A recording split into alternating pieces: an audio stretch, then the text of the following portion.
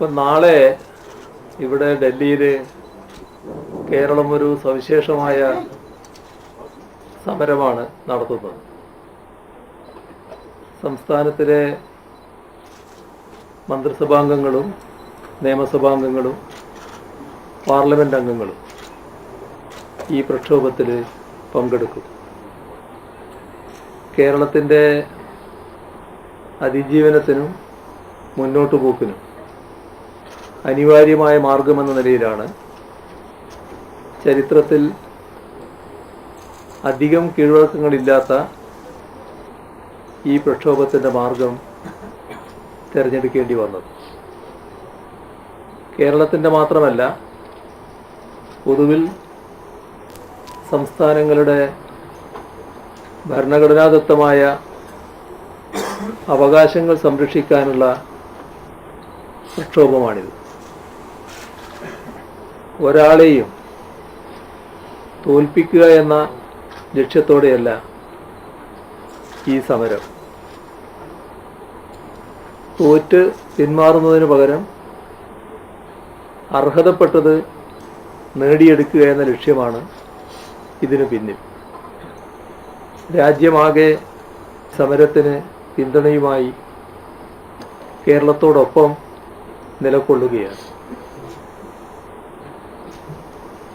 അങ്ങനെ രാജ്യമാകെ കേരളത്തിനോടൊപ്പം അണിചേരുമെന്നാണ് ഞങ്ങൾ പ്രതീക്ഷിക്കുന്നത്. ഇതിനെ കക്ഷി രാഷ്ട്രീയ നിറം നൽകി കാണാൻ ശ്രമിക്കരുത്. സഹകരണ ഫെഡറലിസം നമ്മുടെ പ്രഖ്യാപിത ആദർശമാണ്. ഈ ആശയത്തിൻ്റെ അന്തസത്ത അടുത്ത കാലത്തെ ചില കേന്ദ്ര നടപടികളിലൂടെ ചോർന്നുപോയിരിക്കുകയാണ്. രാജ്യത്ത് 17 സംസ്ഥാനങ്ങളിലാണ് BJP നേരിട്ടോ BJPയുടെ പങ്കാളിത്തത്തോടെയോ ഭരണമുള്ളത്. ഈ സംസ്ഥാനങ്ങളോട് ഉള്ളതല്ല NDA ഇതര ഭരണമുള്ള സംസ്ഥാനങ്ങളോട് കേന്ദ്ര ഗവൺമെൻറ് സ്വീകരിക്കുന്ന നിലപാട്. 17 ലാളനയും മറ്റുള്ളിടങ്ങളിൽ പീഡനവും എന്നതാണ് സമീപനം. അത്തരം നടപടികൾക്കെതിരെയാണ് പ്രതീകാത്മകമായ പ്രതിരോധമുയർത്തുന്നത്. ഇതിന് വ്യാപകമായ പിന്തുണ അഭ്യർത്ഥിച്ചുകൊണ്ട് മുഖ്യമന്ത്രിമാർ, രാഷ്ട്രീയ നേതാക്കൾ എന്നിവർക്ക് കത്തയച്ചിട്ടുണ്ട്. കേരളം ധന ഉത്തരവാദിത്വ നിയമം പാസാക്കിയ സംസ്ഥാനമാണ്.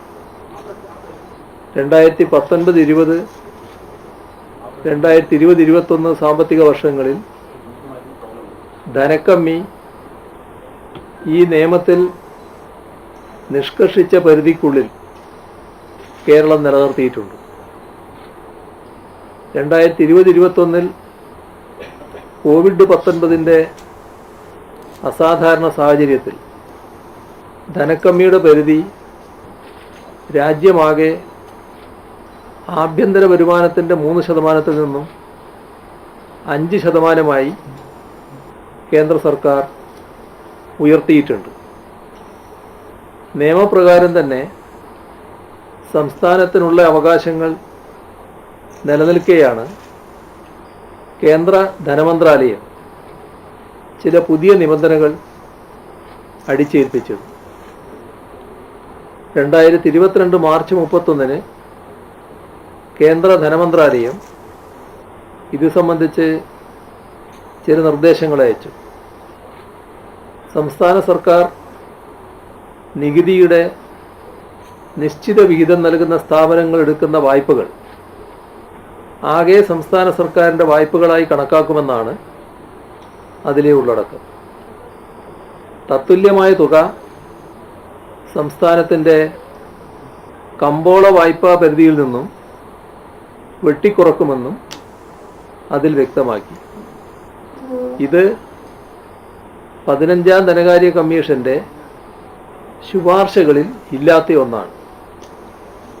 15ാം ധനകാര്യ കമ്മീഷന്റെ ശുപാർശകൾ ബഹുമാനപ്പെട്ട രാഷ്ട്രപതി അംഗീകരിച്ച് ഭരണഘടനയുടെ അനുച്ഛേദം 281 പ്രകാരം പാർലമെൻറ്റിൻ്റെ ഇരുസഭകളുടെയും മേശപ്പുറത്ത് വെച്ച് അംഗീകരിച്ചതാണ്. അതിനെയാണ് ഒരു എക്സിക്യൂട്ടീവ് തീരുമാനത്തിലൂടെ അട്ടിമറിച്ചത്. ഇത് ഭരണഘടനാ തത്വങ്ങളുടെ നഗ്നമായ ലംഘനമാണ്.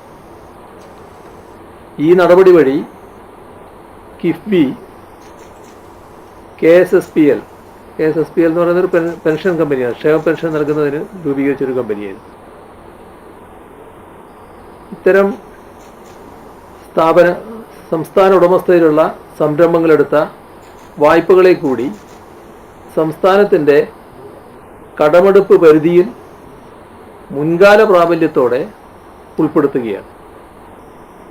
കിഫ്ബി, സാമൂഹ്യ സുരക്ഷാ പെൻഷൻ കമ്പനിയുടെ വായ്പകൾ എന്നിവയുടെ എല്ലാം പേരിൽ വായ്പാ പരിധിയിൽ വൻതോതിൽ വെട്ടിക്കുറവ് വരുത്തി. 2021-22 സാമ്പത്തിക വർഷത്തിൽ മാത്രം 12,000-ഓളം രൂപയാണ് വെട്ടിക്കുറച്ചത്. അടുത്ത സാമ്പത്തിക വർഷങ്ങളിലും ഈ വെട്ടിക്കുറവ് തുടരുകയാണ്. നടപ്പ് വർഷത്തിൽ 7,000 കോടി രൂപയുടെ വെട്ടിക്കുറവാണ് ഉണ്ടായിട്ടുള്ളത്. സംസ്ഥാനത്തിന് അനുവദനീയമായ കടമെടുപ്പ് പരിധിയിൽ പബ്ലിക് അക്കൗണ്ടിൽ നിന്നുള്ള തുകകളെ കൂടി ഉൾപ്പെടുത്തി വെട്ടിച്ചുരുക്കലുകൾ 2017 മുതൽ മുൻകാല പ്രാബല്യം നൽകി കേന്ദ്രം നടപ്പിലാക്കി വരികയാണ്. ഇതിൽ തന്നെ പബ്ലിക് അക്കൗണ്ടിലെ അവസാന വർഷത്തെ കണക്കെടുത്താൽ തുകയിൽ കുറവ് വരും. ഇത് കണ്ടുകൊണ്ട് 3 വർഷത്തെ കണക്കിൻ്റെ ശരാശരി എടുത്താണ് കണക്കാക്കിയിട്ടുള്ളത്. ഇത് വായ്പയുടെ വലിപ്പം വർദ്ധിപ്പിച്ച് കടമെടുപ്പ് പരിധി കുറക്കുന്നതിന് വേണ്ടി ചെയ്തതാണ്. ഏത് വിധേനയും കേരളത്തെ ബുദ്ധിമുട്ടിക്കാം എന്ന നിർബന്ധ ബുദ്ധിയാണ് ഇവിടെ കാണാൻ കഴിയുന്നത്. ഈ വിധം പബ്ലിക് അക്കൗണ്ടിലുള്ള പണം പൊതുകടത്തിൽപ്പെടുത്തിയത് മൂലം 12,000 കോടി രൂപയാണ് സംസ്ഥാനത്തിൻ്റെ കടമെടുപ്പ് പരിധിയിൽ നിന്നും വെട്ടിക്കുറച്ചത്. സംസ്ഥാന കടമെടുപ്പ് പരിധി നിശ്ചയിക്കാനുള്ള ഭരണഘടനാപരമായ അധികാരം കേന്ദ്ര സർക്കാരിനില്ല. ഇല്ലാത്ത അധികാരങ്ങൾ പ്രയോഗിച്ചാണ് ഭരണഘടനാ വിരുദ്ധവും ധനക്കമ്മീഷന്റെ നിലപാടിന് വിരുദ്ധവുമായ ഈ നടപടികൾ കൈക്കൊണ്ടിട്ടുള്ളത്. അടിസ്ഥാന സൗകര്യ വികസനത്തിന് ആക്കം കൂട്ടാനും ആരോഗ്യം, വിദ്യാഭ്യാസം, പാർപ്പിടം തുടങ്ങിയ പൗരന്മാരുടെ മൗലിക അവകാശങ്ങൾ കാര്യക്ഷമമായി സംരക്ഷിക്കാനും ആവശ്യമായ നിക്ഷേപം കൊണ്ടുവരുന്നതിനാണ് സംസ്ഥാന സർക്കാർ കേരള അടിസ്ഥാന സൗകര്യ നിക്ഷേപ നിധി ബോർഡ് കിഫ്ബിയെ ശാക്തീകരിക്കുന്നത്. 84,454 കോടി രൂപയുടെ പ്രവർത്തനങ്ങൾക്കാണ് കിഫ്ബി ഇതുവരെ സംസ്ഥാനത്ത് അനുമതി നൽകിയിട്ടുള്ളത്. എന്നാൽ കേന്ദ്ര സർക്കാർ കിഫ്ബി ലാഭകരമല്ലാത്ത നിക്ഷേപങ്ങൾ നടത്തുന്നു എന്ന നിലപാടാണ് എടുക്കുന്നത്.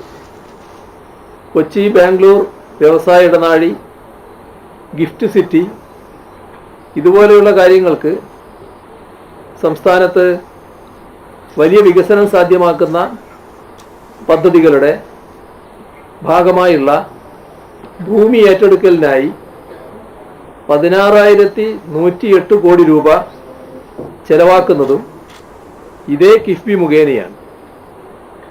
കൊച്ചി വാട്ടർ മെട്രോ, കെ-ഫോൺ തുടങ്ങിയ വൻകിട പദ്ധതികളിലെല്ലാം കിഫ്ബിയുടെ നിക്ഷേപമുണ്ട്. കൊച്ചി വാട്ടർ മെട്രോ വിജയകരമായി കമേഴ്സ്യൽ ഓപ്പറേഷൻ നടത്തുകയാണ്.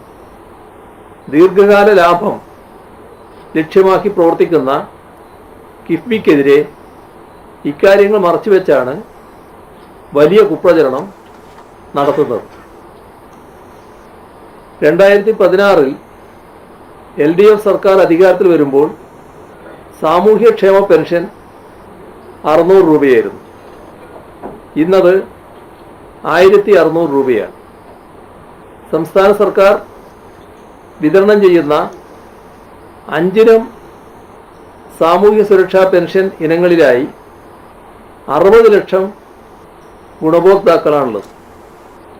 സാധാരണ ജനങ്ങളെ സംബന്ധിച്ചിടത്തോളം കൈത്താങ്ങായ സാമൂഹ്യക്ഷേമ പെൻഷനുകൾ വിതരണം മുടങ്ങാതെ നടപ്പാക്കുന്നതിനായി രൂപീകരിച്ച പെൻഷൻ കമ്പനിയുടെ പ്രവർത്തനത്തിനായി എടുക്കുന്ന വായ്പയും സംസ്ഥാന സർക്കാരിൻ്റെ കടപരിധിയിൽ കേന്ദ്ര സർക്കാർ ഉൾപ്പെടുത്തിയിരിക്കുകയാണ്. കേന്ദ്ര സർക്കാർ ഈ നയം ജനവിരുദ്ധതയുടെ മറ്റൊരു ഉദാഹരണമായിട്ട് മാത്രമേ കാണാനാവൂ. സംസ്ഥാനത്തിൻ്റെ സാമ്പത്തിക സ്വയംഭരണാവകാശത്തിന്മേലുള്ള ഹീനമായ കൈകടത്തലാണിത്. ഭരണഘടനയിലൂടെ വിഭാവനം ചെയ്യപ്പെട്ട സാമ്പത്തിക ഫെഡറലിസത്തെ കേന്ദ്ര സർക്കാർ തകർക്കുകയാണ്. സംസ്ഥാന ഉടമസ്ഥതയിലുള്ള സംരംഭങ്ങളുടെ സാമ്പത്തിക പ്രവർത്തനങ്ങളെ തടയുന്ന യൂണിയൻ സർക്കാരിൻ്റെ വിവേചനപരമായ നീക്കം ഭരണഘടനയുടെ 14-ാം അനുച്ഛേദത്തിൻ്റെ ലംഘനമാണ്. കേന്ദ്ര സർക്കാരിൻ്റെ ഭരണഘടനാ വിരുദ്ധ സമീപനങ്ങൾ സൃഷ്ടിക്കുന്ന പണഞ്ഞെരുക്കം സംസ്ഥാനത്തിൻ്റെ സാമൂഹ്യക്ഷേമ വികസന പ്രവർത്തനങ്ങൾക്ക് വിലങ്ങുതടിയാകുന്നു. ഈ വിഷയം കേരളം ബഹുമാനപ്പെട്ട സുപ്രീം കോടതി മുൻപാകെ ഉന്നയിച്ചിട്ടുണ്ട്. ഈ തെറ്റായ സമീപനത്തിൽ നിന്നും കേന്ദ്ര സർക്കാർ പിന്തിരിയണം എന്നതാണ് കേരളം ഒന്നാമതായി ആവശ്യപ്പെടുന്നത്. കേന്ദ്ര സംസ്ഥാന ധനകാര്യ ബന്ധങ്ങളിലെ പ്രധാന ഘടകമാണ് ഗ്രാൻറ്റുകൾ. ധനക്കമ്മീഷൻ ശുപാർശ പ്രകാരം വീതം വെക്കപ്പെടുന്ന നികുതി വിഹിതത്തിന് പുറമെയാണിവ. ഗ്രാൻറ്റുകളിൽ കേന്ദ്രാവിഷ്കൃത പദ്ധതികളിലെ ഗ്രാൻറ്റ് സുപ്രധാനമാണ്. സംസ്ഥാന വിഷയങ്ങളിലാണ് മിക്ക കേന്ദ്രാവിഷ്കൃത പദ്ധതികളും നടപ്പിലാക്കപ്പെടുന്നത്. പക്ഷേ ഈ പദ്ധതികളുടെ സൂക്ഷ്മഘടന വരെ തീരുമാനിക്കുന്നത് ഡൽഹിയിലെ മന്ത്രാലയങ്ങളാണ്. ഇതുതന്നെ ഫെഡറലിസത്തിന് ഘടകവിരുദ്ധമാണ്. ഇപ്പോൾ അടിച്ചേൽപ്പിക്കുന്ന ബ്രാൻഡിങ് ജനാധിപത്യ വ്യവസ്ഥയോടുള്ള വെല്ലുവിളി കൂടിയാണ്. സംസ്ഥാന സർക്കാർ ഗണ്യമായ അധിക വിഹിതം നൽകിയാണ് ലൈഫ് പദ്ധതി നടപ്പാക്കുന്നത്.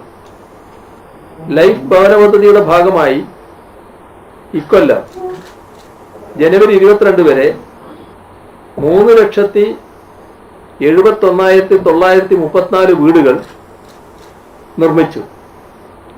അപ്പോൾ 32,751 വീടുകൾക്ക് മാത്രമാണ് PMAY ഗ്രാമീണിൻ്റെ 72,000 രൂപ വീതമുള്ള സഹായം ലഭിച്ചത്. PMAY അർബന്റെ ഭാഗമായി 80,259 വീടുകൾക്ക് 1,50,000 രൂപ കേന്ദ്രം നൽകി. ഈ രണ്ട് പദ്ധതികളിലെയും ഗുണഭോക്താക്കൾക്ക് ബാക്കി സംഖ്യ കൂട്ടി 4 ലക്ഷം രൂപ തികച്ചു നൽകുന്നത് സംസ്ഥാന സർക്കാരാണ്. എല്ലാം ചേർത്താലും ആകെ 1,13,010 വീടുകൾക്ക് 30.38% അത് വരിക. മാത്രമാണ് നാമമാത്രമായ കേന്ദ്ര സഹായം ലഭിച്ചത്. ബാക്കി 2,58,924 വീടുകളും പൂർണ്ണമായി സംസ്ഥാന സർക്കാരിൻ്റെയും തദ്ദേശ സ്ഥാപനങ്ങളുടെയും ചെലവിലാണ് നിർമ്മിച്ചത്. ലൈഫ് മിഷന് വേണ്ടി ഇതിനകം ആകെ ചെലവിട്ടത് 17,104,87 രൂപയാണ്. ഇതിൽ കേന്ദ്രം നൽകിയത് 2,081 കോടി രൂപയാണ്. അതായത് വെറും 12.17%. ബാക്കി 87.83% തുക സംസ്ഥാന സർക്കാരാണ് നൽകുന്നത്. എന്നാൽ സംസ്ഥാന സർക്കാർ ഒരു ബ്രാൻഡിങ്ങിനും തയ്യാറല്ല. കാരണം ഓരോരുത്തരുടെയും വീട് ആരുടെയും ഔദാര്യമല്ല, അവകാശമാണ് എന്നതാണ് ഞങ്ങളുടെ നിലപാട്.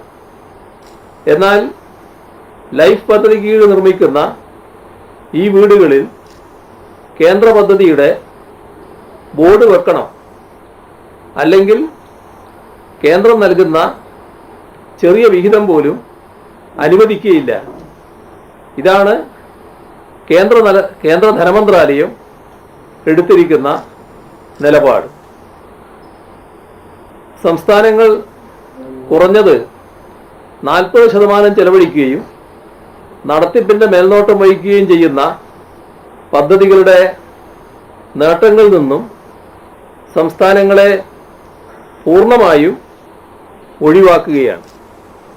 അവ കേന്ദ്ര പദ്ധതികളായി ബ്രാൻഡ് ചെയ്യണം എന്നാണ് നിർബന്ധം. ഇല്ലെങ്കിൽ സാമ്പത്തിക ഉപരോധം ഏർപ്പെടുത്തി സംസ്ഥാനങ്ങളെ സാമ്പത്തികമായി ഞെരുക്കും എന്ന നിലപാടാണ് എടുക്കുന്നത്. ഈ സമീപനം നമ്മുടെ ജനാധിപത്യ വ്യവസ്ഥിതിയെ വെല്ലുവിളിക്കുന്നതാണ്. ഇതിൻ്റെ പേരിൽ കേരളത്തിന് 2023-24 സാമ്പത്തിക വർഷത്തിൽ മൂലധന ചെലവിനായുള്ള വായ്പാ സഹായമായി ലഭിക്കാനുള്ള 3,000 കോടി രൂപയും നാഷണൽ ഹെൽത്ത് മിഷന്റെ ഭാഗമായ 600 കോടി രൂപയും തടഞ്ഞു വച്ചിരിക്കുന്നു. നിസ്സാര കാരണങ്ങൾ പറഞ്ഞ് UGC ശമ്പള പരിഷ്കരണം നടപ്പാക്കിയതിനുള്ള 750 കോടി രൂപ ഗ്രാന്റുകൾ തടഞ്ഞു വെച്ചു. കേന്ദ്ര നിർദ്ദേശപ്രകാരം ശമ്പള പരിഷ്കരണം നടപ്പാക്കി കൊടുത്തു തീർത്ത പണമാണ് ഇങ്ങനെ മുടക്ക് ന്യായം പറഞ്ഞ് തടഞ്ഞത്. ഗ്രാന്റുകളും മറ്റും ധനകാര്യ കമ്മീഷന്റെ ധനസഹായത്തിൻ്റെ 20% താഴെ മാത്രമേ വരൂ. 80% നികുതി വിഹിതമാണ്. 10ാം ധനകാര്യ കമ്മീഷന്റെ കാലത്ത് അത് ഡിവിസിബിൾ പൂളിൻ്റെ 3.8% അത് 14ാം ധനകാര്യ കമ്മീഷൻ കാലത്ത് 2.5% കുറഞ്ഞു. 15ാം ധനകാര്യ കമ്മീഷന്റെ കാലത്ത് വീണ്ടും കുറഞ്ഞു, 1.9%. സംസ്ഥാനങ്ങൾ തമ്മിൽ പ്രതിശീർഷ വരുമാനത്തിൽ ഉൾപ്പെടെ വലിയ അന്തരം നിലനിൽക്കുന്നു. ജനസംഖ്യാ വർധനയുടെ കാര്യത്തിലും ഇതുണ്ട്. വലിയ സാമ്പത്തിക ചെലവ് സഹിച്ച് കേരളമടക്കം നേടിയ നേട്ടങ്ങൾ ഇന്ന് നികുതി വിഹിതത്തിൽ തിരിച്ചടിക്ക് കാരണമാകുന്ന ദുരവസ്ഥയായി മാറുന്നു. പ്രതിശീർഷ വരുമാനം കുറഞ്ഞതും അധിക ജനസംഖ്യയുള്ളതുമായ സംസ്ഥാനങ്ങൾക്ക് അർഹിക്കുന്ന പരിഗണന നൽകണം. ജനസംഖ്യാ നിയന്ത്രണം സാധ്യമാക്കിയ കേരളം പോലുള്ള സംസ്ഥാനങ്ങളുടെ നികുതി വിഹിതത്തെ ക്രമാതീതമായ കുറവിൽ നിന്നും സംരക്ഷിക്കുകയും വേണം. ഇതുവഴി മാത്രമേ കേരളത്തിന് പുതുതലമുറ വികസന പ്രശ്നങ്ങളെ നേരിടാൻ കഴിയുകയുള്ളൂ. അതല്ലെങ്കിൽ സംസ്ഥാനം ഇതുവരെ നേടിയ നേട്ടങ്ങൾ ശിക്ഷയായി മാറുന്ന അവസ്ഥ വരും. കേന്ദ്ര വരുമാനത്തിൻ്റെ 1/3 ഇപ്പോൾ കഴിഞ്ഞ വർഷം 28.1% സെസ്സും സർചാർജുമായി മാറ്റി. 2014-15 ഇത് വെറും 10%. അപ്പോൾ 14-15 10% സെസ്സും സർചാർജും കഴിഞ്ഞ വർഷമായപ്പോൾ 28.1. അതിനാൽ തന്നെ സംസ്ഥാനങ്ങൾക്ക് വീതിച്ചു കൊടുക്കേണ്ട തുകയിൽ വലിയ കുറവ് വരുത്തിയിരിക്കുകയാണ്. GST നടപ്പാക്കുമ്പോൾ സംസ്ഥാനങ്ങൾക്ക് തങ്ങളുടെ നികുതി അവകാശങ്ങളുടെ 44% അടിയറവ് വെക്കേണ്ടി വന്നത്. എന്നാൽ കേന്ദ്രത്തിന് നഷ്ടമായത് 28% നികുതി മാത്രമാണ്. എന്നാൽ GST നടപ്പിലാക്കിയപ്പോൾ വരുമാനത്തിൻ്റെ 50% കേന്ദ്രത്തിനും 50% സംസ്ഥാനത്തിനും എന്ന രീതിയിലാണ് പങ്കുവെക്കപ്പെട്ടത്. ഇതിലൂടെ സംസ്ഥാനത്തിന് അടിയറവ് പറയേണ്ടി വന്ന നികുതി നേരത്തെ ലഭിച്ചുകൊണ്ടിരുന്നതിനേക്കാൾ കുറഞ്ഞ വരുമാനമാണ് ലഭ്യമായത്. അതായത് GST വന്നപ്പോൾ ഉണ്ടായ നികുതി നഷ്ടത്തേക്കാൾ കുറവാണ് GST മൂലമുണ്ടായ വരുമാനം. ഈ നികുതി അവകാശ നഷ്ടം പരിഹരിക്കുന്നതിൻ്റെ ഭാഗമായി GSTയിൽ 14% വാർഷിക നികുതി വളർച്ചാ നിരക്ക് ഉറപ്പാക്കുമെന്നും കേന്ദ്ര സർക്കാർ വാഗ്ദാനം ചെയ്തു. പക്ഷേ GST സമ്പ്രദായം നടപ്പാക്കിയതിലെ പോരായ്മകളും പ്രകൃതി ദുരന്തങ്ങളും കോവിഡും എല്ലാം കാരണം ഈ വളർച്ചാ നിരക്ക് ഇതുവരെ ഉണ്ടായിട്ടില്ല. ഇതിന് പരിഹാരമായാണ് GST നഷ്ടപരിഹാരം നിർദ്ദേശിക്കപ്പെട്ടത്. 2017 ജൂലൈ 1 മുതൽ 5 വർഷക്കാലത്തേക്കാണ് GST നഷ്ടപരിഹാരം സംസ്ഥാനങ്ങൾക്ക് നൽകി വന്നത്. എന്നാൽ അനവധി കാരണങ്ങളാൽ GSTയുടെ ആദ്യ 5 വർഷങ്ങൾ അനിശ്ചിതത്വം നിറഞ്ഞവയായിരുന്നു. ഇതിലാർക്കും രണ്ടഭിപ്രായം ഉണ്ടാകാനിടയില്ല. വാറ്റ് നികുതി കാലത്ത് സംസ്ഥാനങ്ങൾക്ക് മിക്ക ചരക്ക് വിൽപ്പനകൾക്ക് മേലും ചുമത്തിയിരുന്ന 14.5% നികുതി നിരക്ക് GSTയിൽ 9%, ചിലതിൽ 6% കുറഞ്ഞു. കേന്ദ്രവും സംസ്ഥാനവും GST നിരക്കുകൾ 40:60 എന്ന അനുപാതത്തിൽ പങ്കിടണമെന്ന അഭിപ്രായത്തിന് വിദഗ്ധരുടെ ഇടയിൽ അഭിപ്രായമുണ്ടായിരുന്നു. വിദഗ്ധരുടെ ഇടയിൽ ആ അഭിപ്രായത്തിനായിരുന്നു പ്രാമുഖ്യവും ഉണ്ടായിരുന്നു. ഈ ആവശ്യം കേരളം ശക്തിയായി ഉയർത്തുകയും ചെയ്തു. എന്നാൽ ഇത് തിരസ്കരിക്കുകയാണുണ്ടായത്. GST നിരക്ക് പങ്കുവെക്കലിലെ അസന്തുലിതാവസ്ഥ നിലനിൽക്കുമ്പോൾ തന്നെയാണ് ആദ്യ 5 വർഷത്തിനൊടുവിൽ നഷ്ടപരിഹാരം നിർത്തിയത്. ഇത് കേന്ദ്ര സംസ്ഥാന നികുതി അസന്തുലിതാവസ്ഥയുടെ ആക്കം വർദ്ധിപ്പിച്ചു. സംസ്ഥാനങ്ങൾക്ക് കുറച്ചുകൂടി ബ്രീത്തിങ് ടൈം നൽകേണ്ട ബാധ്യത GST നിയമം നടപ്പിലാക്കാൻ തിടുക്കം കാട്ടിയ കേന്ദ്രത്തിനുണ്ട് എന്നത് അവർ മറന്നുപോവുകയാണ്. ഇവിടെ സൂചിപ്പിച്ചതുപോലെ നമ്മുടെ കേന്ദ്ര നികുതി വിഹിതം കുത്തനെ കുറഞ്ഞിരിക്കുകയാണ്. പൂർണ്ണമല്ലെങ്കിലും ചെറിയ ആശ്വാസമായിരുന്നു 2020-21 മുതൽ 23-24 വരെ ലഭിച്ച റവന്യൂ കമ്മി ഗ്രാൻറ്റുകൾ. അതും ഇല്ലാതായിരിക്കുകയാണ്. 15ാം ധനകാര്യ കമ്മീഷനെ നിയമിച്ചപ്പോൾ കേന്ദ്ര സർക്കാർ ഇറക്കിയ പരിഗണനാ വിഷയങ്ങളിൽ പ്രത്യേകം എടുത്തു പറഞ്ഞൊരു കാര്യം, റവന്യൂ കമ്മി നേരിടുന്ന സംസ്ഥാനങ്ങൾക്കുള്ള പ്രത്യേക ഗ്രാൻഡ് നൽകേണ്ടതില്ല എന്നായിരുന്നു. ഇതിനെ കേരളം ഉൾപ്പെടെ എല്ലാ സംസ്ഥാനങ്ങളും എതിർക്കുകയായിരുന്നു. 15ാം ധനകാര്യ കമ്മീഷൻ്റെ തികച്ചും വിവേചനപരമായ മാനദണ്ഡങ്ങളുടെ പശ്ചാത്തലത്തിൽ ദക്ഷിണേന്ത്യൻ സംസ്ഥാനങ്ങളിലെ ധനകാര്യമന്ത്രിമാരുടെ സമ്മേളനം ഉൾപ്പെടെ കേരളം വിളിച്ചുകൂട്ടി. ഒടുവിൽ സംസ്ഥാനങ്ങളുടെ ശക്തമായ എതിർപ്പിന് കമ്മീഷന് വഴങ്ങേണ്ടി വന്നു. അങ്ങനെയാണ് ഈ കാലയളവിൽ റവന്യൂ കമ്മി ഗ്രാൻഡ് കേരളത്തിന് കിട്ടിയത്. ഈ റവന്യൂ കമ്മി ഗ്രാൻഡ് ഔദാര്യമായിരുന്നില്ല, മറിച്ച് അത് സംസ്ഥാനത്തിൻ്റെ അവകാശമായിരുന്നു. എന്നാൽ ഈ വർഷം റവന്യൂ കമ്മി ഗ്രാൻഡ് കേന്ദ്രം വെട്ടിക്കുറക്കുകയാണ് ചെയ്തത്. ഈ ഇനത്തിൽ കഴിഞ്ഞ വർഷത്തെ അപേക്ഷിച്ച് 8400 കോടി രൂപയാണ് ഈ വർഷം കേരളത്തിന് കുറവ് വരുന്നത്. ഇതോടെ വായ്പാ നിയന്ത്രണം, ഗ്രാൻറ്റുകൾ തടഞ്ഞുവെക്കൽ എന്നിവയുടെ ആഘാതം ഒന്നുകൂടി വർദ്ധിക്കുകയാണ്.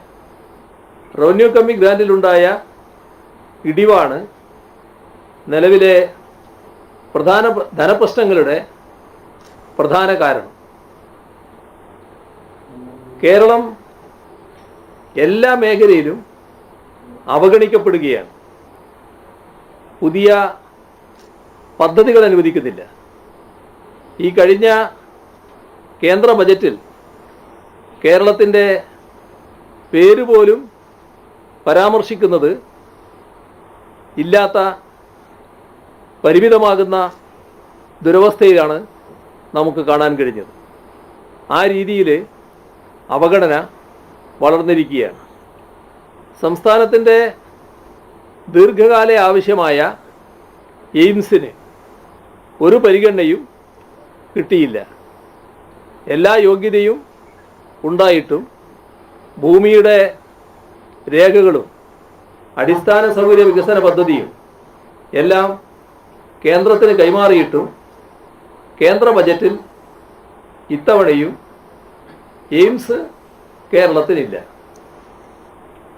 ദേശീയ തലത്തിൽ എയർപോർട്ടുകൾ ലേലത്തിന് വെച്ചപ്പോൾ തിരുവനന്തപുരം എയർപോർട്ട് ഏറ്റെടുക്കാൻ സംസ്ഥാന സർക്കാർ സന്നദ്ധത പ്രകടിപ്പിച്ചതാണ്. പക്ഷെ അത് അവഗണിച്ച് വിമാനത്താവള നടത്തിപ്പ് സ്വകാര്യ മേഖലയ്ക്ക് നൽകാനാണ് കേന്ദ്ര സർക്കാർ തയ്യാറായത്. ഇപ്പോൾ കണ്ണൂർ എയർപോർട്ട്, ആ കണ്ണൂർ എയർപോർട്ടിൽ നിന്ന് വിദേശ വിമാന കമ്പനികൾക്ക് സർവീസ് നടത്താനുള്ള പോയിന്റ് ഓഫ് കോൾ അംഗീകാരം ലഭ്യമാക്കാൻ അനുഭാവപൂർവമായ സമീപനം കേന്ദ്രത്തിൻ്റെ ഭാഗത്തു നിന്നും ഉണ്ടാകുന്നില്ല. ഇതിനുവേണ്ടി 3000 രൂപ വീതം കേന്ദ്രം അനുവദിച്ചിരിക്കുകയാണ്. 1 കോടി രൂപയോളം മുടക്കുന്ന കേരള ഗവൺമെൻറ്റിൻ്റെ ബ്രാൻഡിങ് ഒന്നുമില്ലാത്തപ്പോഴാണ് 5 ലക്ഷം രൂപ മാത്രം മുടക്കുന്ന അവരുടെ പേര് എഴുതാൻ 3000 രൂപ വീതം നൽകുകയും ബ്രാൻഡിങ്ങിനായി കേന്ദ്രം നിർബന്ധിക്കുകയും ചെയ്യുന്നത്. കേരളത്തിൽ നിലവിലുള്ള ആരോഗ്യ ഇൻഷുറൻസ് പദ്ധതി, ഈ പദ്ധതിക്ക് കേരളം ഒരു വർഷം ചെലവാക്കുന്നത് 1200 കോടി രൂപയാണ്. ഇതിലേക്ക് കേന്ദ്ര സർക്കാർ നൽകുന്നത് ഈ 1200 കോടി രൂപയിൽ വെറും 130 കോടി രൂപ മാത്രമാണ്. അതായത് 10%. കേന്ദ്ര സഹായമുള്ള ഗുണഭോക്താക്കളുടെ എണ്ണം 22 ലക്ഷം മാത്രമാണ്. അവർക്ക് ശരാശരി 600 രൂപ വീതമാണ് നൽകുന്നത്. എന്നാൽ കേരള സർക്കാർ 42 ലക്ഷം ഗുണഭോക്താക്കൾക്ക് ഇൻഷുറൻസ് നൽകുന്നുണ്ട്. ശരാശരി ചെലവാക്കുന്നത് 2800 രൂപ വീതം. ഇതാണ് കാര്യം. പക്ഷേ ആയുഷ്മാൻ ഭാരത് കാരുണ്യ ഇൻഷുറൻസ് പദ്ധതി, ആ പേര് പോലും പറ്റില്ല എന്നാണ് കേന്ദ്രത്തിൻ്റെ നിലപാട്. എന്തു വേണം? പേരിൽ നിന്നും കാരുണ്യ എന്ന വാക്ക് നീക്കം ചെയ്യണം. ഇതാണ് പിടിവാശി. സംസ്ഥാന സർക്കാർ വലിയ പങ്ക് വഹിച്ച് നടപ്പാക്കുന്ന പദ്ധതികളിൽ തീർത്തും ചെറിയ പങ്ക് മാത്രം വഹിക്കുന്ന കേന്ദ്ര സർക്കാരിൻ്റെ ഭാഗം പർവ്വതീകരിച്ച് കാണിക്കുക, അങ്ങനെയുള്ള കേന്ദ്ര സർക്കാരിൻ്റെ സ്വാർത്ഥ ലക്ഷ്യത്തോടെയുള്ള പ്രചാരത്തിൻ്റെ ഉപാധിയാക്കാൻ ഈ പദ്ധതിയെ കൂടി മാറ്റുക, ഇതാണ് ഈ നിർബന്ധമാണ് ഉണ്ടാകുന്നത്. ഇപ്പോൾ കേന്ദ്ര സർക്കാർ വിൽപ്പനയ്ക്ക് വെച്ച പൊതുമേഖലാ സ്ഥാപനമായ ഹിന്ദുസ്ഥാൻ ന്യൂസ് പ്രിന്റ് ഫാക്ടറിയാണ് സംസ്ഥാന ഗവൺമെൻറ് ലേലത്തിൽ പങ്കെടുത്ത് വിലക്ക് വാങ്ങി Kerala paper products limited KPPL എന്ന പേരിൽ വിജയകരമായി കോട്ടയത്ത് വെള്ളൂരിൽ ഇപ്പോൾ നടത്തി വരുന്നത്. അതോടൊപ്പം കേന്ദ്ര സർക്കാർ സ്വകാര്യവൽക്കരിക്കാൻ തീരുമാനിച്ച സംസ്ഥാനത്ത് പ്രവർത്തിച്ചിരുന്ന സംയുക്ത സംരംഭമായിരുന്ന ബെൽ ഇലക്ട്രിക്കൽ മെഷീൻ ലിമിറ്റഡിൻ്റെ ഏറ്റെടുക്കൽ നടപടികൾ പൂർത്തിയാക്കുകയും ചെയ്തിട്ടുണ്ട്. ഇപ്പോൾ അത് KEL എന്ന പേരിൽ പ്രവർത്തനം ആരംഭിച്ചു കഴിഞ്ഞിട്ടുണ്ട്. കേന്ദ്ര ഇറക്കുമതി നയം കാരണം ബുദ്ധിമുട്ടിലായ റബ്ബർ കർഷകരെ സഹായിക്കുന്ന ഒരു നടപടിയും ഉണ്ടാകുന്നില്ല. ഇങ്ങനെ അവഗണനയും ധനഞെരുക്കവും കേരളത്തെ സമരപാതയിൽ ഇറങ്ങാൻ നിർബന്ധിതമാക്കിയിരിക്കുകയാണ്. മറ്റൊരു പ്രധാന വിഷയം ഗവർണർ പദവിയുമായി ബന്ധപ്പെട്ടതാണ്. ഗവർണർമാർ എങ്ങനെ പ്രവർത്തിക്കരുത് എന്ന് നാം കണ്ടുകൊണ്ടിരിക്കുകയാണ്. സംസ്ഥാന നിയമസഭകളെ നോക്കുകുത്തികളാക്കുന്ന സാമ്രാജ്യത്വ കാലത്തെ റെസിഡന്റുമാരെ പോലെ പെരുമാറുകയാണ്. ഇതുമൂലം ഫെഡറലിസത്തെയും ജനാധിപത്യത്തെയും സംരക്ഷിക്കാൻ നിയമ പോരാട്ടങ്ങളും ജനകീയ പോരാട്ടങ്ങളും വേണ്ടിവരുന്നു. നിയമസഭ അംഗീകരിച്ച ബില്ലുകൾക്ക് അംഗീകാരം നൽകാതെയും വഴിയിൽ കുത്തിയിരിപ്പ് നടത്തിയുമുള്ള ഗവർണറുടെ പ്രവർത്തനങ്ങൾക്കാണ് കേരളം വേദിയാകുന്നത്. ചാൻസലർ പദവി ഉപയോഗിച്ച് സർവകലാശാലകളുടെ പ്രവർത്തനം പോലും അട്ടിമറിക്കുന്നു. ഭരണഘടനാ മൂല്യങ്ങളുടെ നിരാസമായി ഇത് മാറുകയാണ്. അടിയന്തരാവസ്ഥയുടെ അനുഭവമൊഴിച്ചാൽ ഇത്രയും ഗൗരവമേറിയ വെല്ലുവിളികൾ ഇന്ത്യൻ ഭരണഘടനാ മൂല്യങ്ങൾ നേരിട്ട ചരിത്രമില്ല. അവഗണനയുടെ അനേകം അനുഭവങ്ങളിലൂടെ കടന്നു പോകുമ്പോഴും ബദൽ മാർഗങ്ങൾ ഉയർത്തി അതിജീവനത്തിന് കേരളം ശ്രമിക്കുകയാണ്. എന്നാൽ അത്തരം അതിജീവനം പോലും പൊറുപ്പിക്കില്ല എന്ന വാശിയോടെ കേന്ദ്രം പ്രതികാര മനോഭാവം തുടരുന്നു. ഈ സാഹചര്യത്തിൽ സംസ്ഥാനം നേരിടുന്ന പ്രശ്നങ്ങൾ രാജ്യത്തിൻ്റെ ആകെ ശ്രദ്ധയിൽ കൊണ്ടുവരാനും കേന്ദ്ര സർക്കാരിനെ ആവർത്തിച്ച് ബോധ്യപ്പെടുത്താനുമാണ് സംസ്ഥാനത്തിന് ഇത്തരമൊരു മാർഗം സ്വീകരിക്കേണ്ടി വരുന്നത്. പ്രളയങ്ങളും മഹാമാരികളും ആഞ്ഞടിച്ചപ്പോഴും ഉലയാതെ നിന്ന് പൊരുതിയ ചരിത്രമാണ് കേരളത്തിൻ്റേത്. മാനവികതയും സാഹോദര്യവും ഉയർത്തിപ്പിടിച്ച് ഒറ്റക്കെട്ടായി ഓരോ പ്രതിസന്ധിയും മറികടക്കാൻ കേരളത്തിന് കഴിഞ്ഞിട്ടുണ്ട്. രാജ്യത്തിന് തന്നെ അഭിമാനകരമായ അനവധി നേട്ടങ്ങളും സ്വന്തമാക്കാനായി. നീതി ആയോഗിൻ്റെ ദേശീയ മൾട്ടി ഡൈമെൻഷണൽ ദാരിദ്ര്യ സൂചികയിൽ കുറവ് ദാരിദ്ര്യമുള്ള സംസ്ഥാനം, നീതി ആയോഗ് തയ്യാറാക്കിയ സുസ്ഥിര വികസന സൂചിക പ്രകാരം രാജ്യത്ത് ഒന്നാമത്തെ സംസ്ഥാനം, 2021 പബ്ലിക് അഫയേഴ്സ് ഇൻഡെക്സിൽ ഒന്നാം സ്ഥാനം, കേന്ദ്ര വിദ്യാഭ്യാസ മന്ത്രാലയത്തിൻ്റെ മികവിൻ്റെ സൂചികയിൽ ഒന്നാം സ്ഥാനം, നീതി ആയോഗിൻ്റെ ആരോഗ്യ സൂചികയിൽ ഒന്നാം സ്ഥാനം, ഏറ്റവും കൂടുതൽ സൗജന്യ ചികിത്സ നൽകിയ സംസ്ഥാനത്തിനുള്ള കേന്ദ്ര സർക്കാരിൻ്റെ ആരോഗ്യമന്ത്രൻ പുരസ്കാരം, ഇന്ത്യ ടുഡേ നടത്തിയ ഹാപ്പിനെസ് ഇൻഡെക്സ് സർവേയിൽ ഒന്നാം സ്ഥാനം തുടങ്ങി അസംഖ്യം നേട്ടങ്ങൾ കേരളം കഴിഞ്ഞ 8 വർഷക്കാലയളവിൽ സ്വന്തമാക്കി. എന്നാൽ മികവിൽ നിന്നും കൂടുതൽ മികവിലേക്ക് പോകാൻ കേരളത്തെ പിന്തുണക്കുന്നതിന് പകരം ആ മുന്നേറ്റത്തിന് തടസ്സങ്ങൾ സൃഷ്ടിക്കാനാണ് കേന്ദ്ര സർക്കാർ ശ്രമിക്കുന്നത്. പ്രളയങ്ങളുടെയും മഹാമാരിയുടെയും ഘട്ടങ്ങളിൽ അർഹമായ സഹായങ്ങൾ ലഭ്യമാക്കുന്നതിന് പകരം ആവശ്യങ്ങളോട് മുഖം തിരിക്കുക മാത്രമല്ല, അവയ്ക്ക് തടസ്സങ്ങൾ സൃഷ്ടിക്കുകയും ചെയ്തു എന്നതാണ് യാഥാർത്ഥ്യം.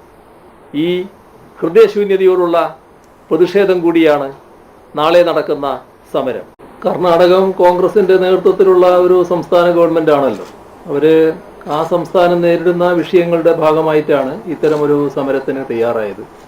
എന്നാൽ അവർ പലരും അവിടെ സംസാരിച്ചവരും ഒക്കെ നല്ല രീതിയിൽ തന്നെ കേരളത്തിൻ്റെ ആവശ്യങ്ങളോട് അനുകൂലമായി പ്രതികരിക്കുന്ന അവസ്ഥയാണ് നമുക്ക് കാണാൻ കഴിഞ്ഞത്. അത് നല്ല സമീപനമായി അവരോട് അതിന് പ്രത്യേകം നന്ദി പറയുകയാണ്. പ്രത്യേകം നന്ദി എന്ന് ഞാൻ പറയുന്നതിന് കാരണം കേരളത്തിലെ കോൺഗ്രസിൻ്റെ മനോഭാവത്തെക്കുറിച്ച് അവർക്ക് അറിയാവുന്നതാണ്. അത് അറിഞ്ഞുകൊണ്ട് തന്നെയാണ് അവരിത് പരസ്യമായി പറഞ്ഞത് എന്നത് കാണണം. അത് കേരളത്തിലെ കോൺഗ്രസിനുള്ളൊരു മറുപടി കൂടിയാണ് എന്നാണ് ഞാൻ കണക്കാക്കുന്നത്.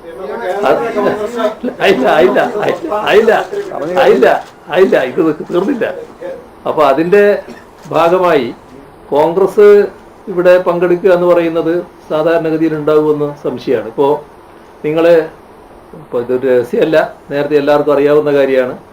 ഈ സമരം തീരുമാനിക്കുന്നതിന് മുൻപ് ആദ്യമായി ആലോചിക്കുന്നത് അവരുമായാണ്, പ്രതിപക്ഷവുമായാണ്. പ്രതിപക്ഷ നേതാവിനെയും ഉപനേതാവിനെയും വിളിച്ചാണ് ഈ കാര്യം ആദ്യം ചർച്ച ചെയ്യുന്നത്. അപ്പോൾ ഞങ്ങൾ ആലോചിച്ച് മറുപടി പറയാം എന്ന് പറഞ്ഞു.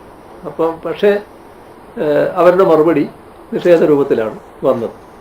അതിനുശേഷമാണ് ഞങ്ങൾ മറ്റാലോചനകൾ തന്നെ നടത്തുന്നത്. അത്രയും ജനാധിപത്യപരമായ രീതിയായിരുന്നു ഞങ്ങൾ സ്വീകരിച്ചത്. ഒരു തരത്തിലും മനസ്സിലാക്കാൻ കഴിയാത്തൊരു കാര്യമാണ് ഇതുപോലൊരു കാര്യത്തിൽ എന്തുകൊണ്ട് സഹകരിക്കുന്നില്ല എന്നുള്ളത്.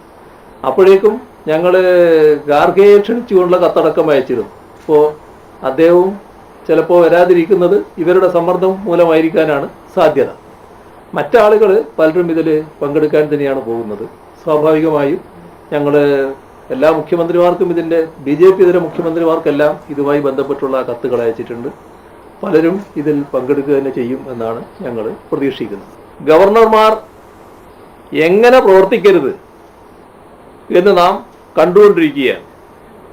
സംസ്ഥാന നിയമസഭകളെ നോക്കുകുത്തികളാക്കുന്ന സാമ്രാജ്യത്വ കാലത്തെ റെസിഡന്റുമാരെ പോലെ പെരുമാറുകയാണ്.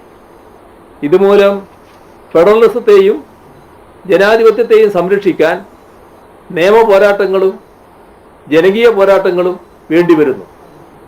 നിയമസഭ അംഗീകരിച്ച ബില്ലുകൾക്ക് അംഗീകാരം നൽകാതെയും വഴിയിൽ കുത്തിയിരിപ്പ് നടത്തിയുമുള്ള ഗവർണറുടെ പ്രവർത്തനങ്ങൾക്കാണ് കേരളം വേദിയാകുന്നത്. ചാൻസലർ പദവി ഉപയോഗിച്ച് സർവകലാശാലകളുടെ പ്രവർത്തനം പോലും അട്ടിമറിക്കുന്നു. ഭരണഘടനാ മൂല്യങ്ങളുടെ നിരാസമായി ഇത് മാറുകയാണ്.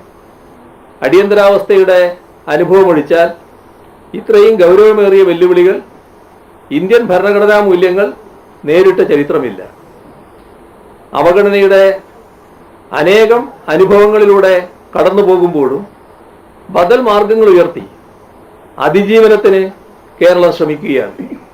എന്നാൽ അത്തരം അതിജീവനം പോലും പൊറുപ്പിക്കില്ല എന്ന വാശിയോടെ കേന്ദ്രം പ്രതികാര മനോഭാവം തുടരുന്നു.